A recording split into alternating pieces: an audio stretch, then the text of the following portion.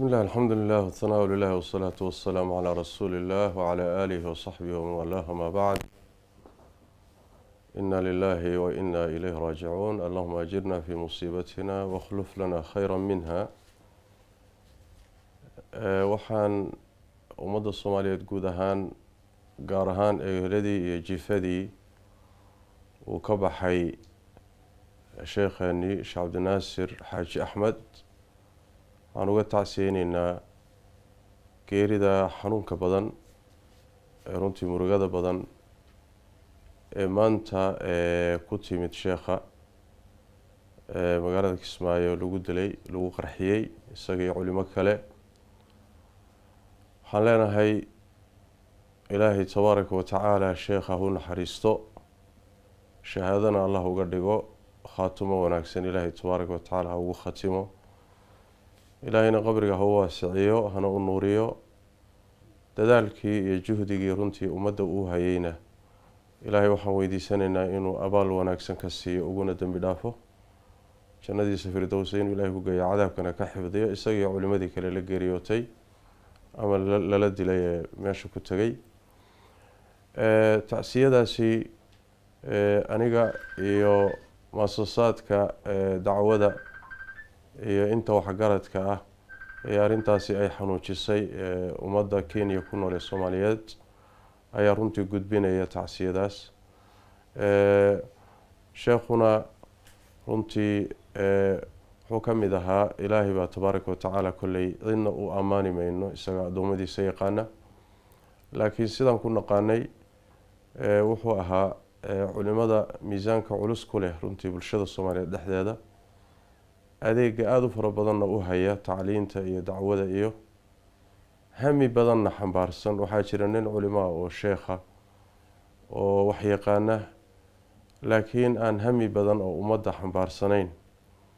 Sheekh Cabdinaasir waxaan ku naqaanay inuu hami badan xambaarsanaa,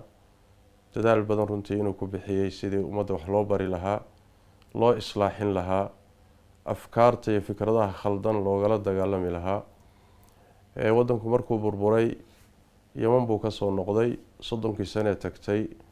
waddanka gudihiisa ku jiray, khatar badan iyo halis badan buu galay,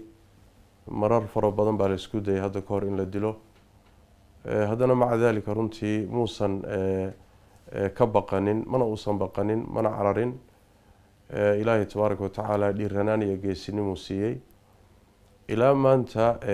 muddoba la daba joogay ay noqotay maanta TC. waxaan rajaynayaa insha allahu tacaala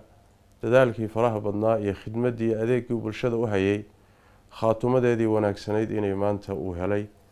maxaa yeelay sida nabiga ka sugan sal alla alay wasalam xadiid badan ruuxa haddii isagoo diinta saxdaa faafinaya darteeda lagu maago oo lagu dilo waa shahiid. xadiidkii nabigaa tilmaamaya sal alla alay wasalam uu ku yidhi cumar iyo cuthmaan iyo abubakr sidiiq uu nabigu ku yidhi buurta uxud iyagoo saaran buurtuu ku yidhi isdeji, waxaa korkaaga saaran sidiiq iyo 2 shahiid. labada shahiid waa cumar iyo cuthmaan, labadoodaba magaalada madiina lagu dilay, dagaal mayna ku dhimanin. marka shahaadada nabigu sal alla lay wasalam uu qiray waxa way xaqdarra lagu dilay. waxa loo dilayna dowrka iyo kaalinta ay bulshada u hayeen bay ahayd. ruux kasta oo muslima oo sidaasoo kale loo dilana shahaadaan u rajaynaynaa insha allahu tacaala. marka sheekha khaatumo wanaagsan iyo shahaadaan u rajaynaynaa. ummadda Soomaaliyeedna runtii wuxuu ka mudan yahay waxa ugu yar waa inay u duceeyaan oo sheekha loo duceeyo. intuu wax baray baa badan, maraakiistuu ka tegay baa badan, dadaalkii islaaxi iyo dhiig badan oo ummadda uu baajiyey baa iyo muxuu ahay badan. khayr badan buu muddadaas ummadda dhex joogay uu ka tegay Sheekh Cabdinaasir, ilaahay miisaanka xasanaadka ha u saaro. marka waxa ugu yara ummadda uu ka mudan yahay waa in loo duceeyo weeye oo ilaahay tabaaraka wa tacaala loo baryo inuu u dambi dhaafo, xasanaadka iyo wanaagana uu adduunka kaga tegay iyo muddii hormarsaday ba ilaahay abaalgud wanaagsan ka siiyo. tacsiyadaas inaan ummadda u gudbino ama aan u gudbiyo ayay ujeedadaydu ahayd. waxaa kaloo doonaya inaan ku daro keligii ma aha, ummadda Soomaaliyeed mar walba hadaf weeye aqoon-yahankeeda, shacabkeeda, meel walba.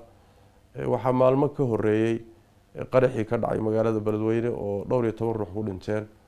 oo runtii aad iyo aad aan uga naxay dadkii dhiigoodii oo yaala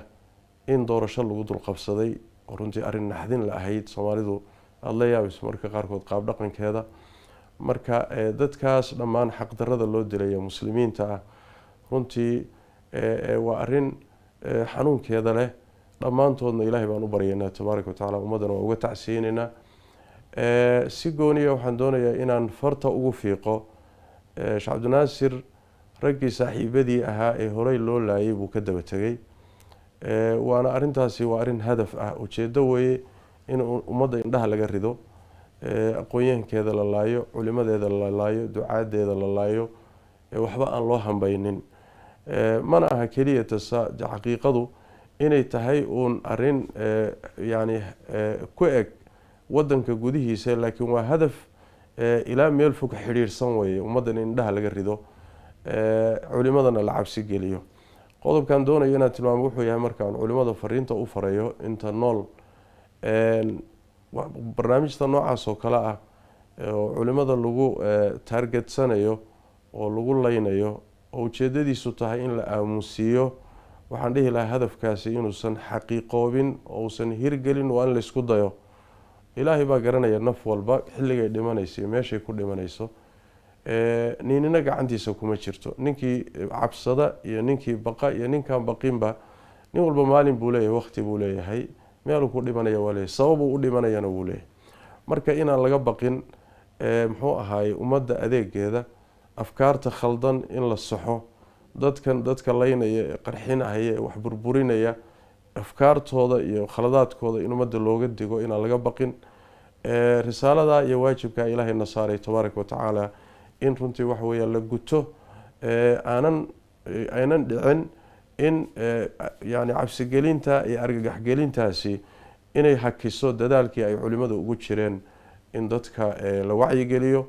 in la islaaxiyo in afkaarta khaldan iyo caqiidada khaldan iyo fikradaha khaldan laga saxo ninkii dooniba ha wato